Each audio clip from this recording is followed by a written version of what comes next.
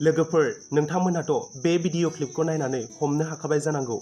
नंगौ लोगोफोर, जों बयनिबो फेभरेट मेथाइ खनगिरि बिथां बिराज मुसाहारिनि गोथार जुलिया जानानै थांबाय आरो नोंथांमोनहा बे भिडिअ क्लिपनि गेजेरजोंनो बिथां बिराज मुसाहारिनि बिसि एबा हिन्जाव गोदाननि महरखौबो नुनो मोनबाय जानांगौ आरो बिथां बिराज मुसाहारि आरो बिथांनि बिसिजों जोबोरैनो समायफ्लेदों।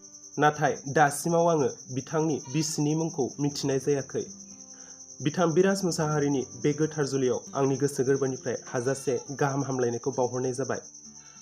नोंथांमोनहाबो कमेन्टनि गेजेरजों बिथां बिराज मुसाहारिनि गोथार जुलियाव नोंथांमोननिफ्राय गाहाम हामलायनायखौ बावहरदो आरो नोंथांमोना बे आपडेटखौ खोनानानै माबायदि मोनखो आंनो कमेन्टनि गेजेरजोंबो फोरमायहरदो आरो आंनि चेनेलखौ दासिमबो साबस्क्राइब खालामनानै लायाखैब्ला चेनेलखौ साबस्क्राइब खालामनायजों लोगोसे सेरावनो थानाय नटिफिकेशननि बेल आइकनखौबो अलाव थुनानै होदो।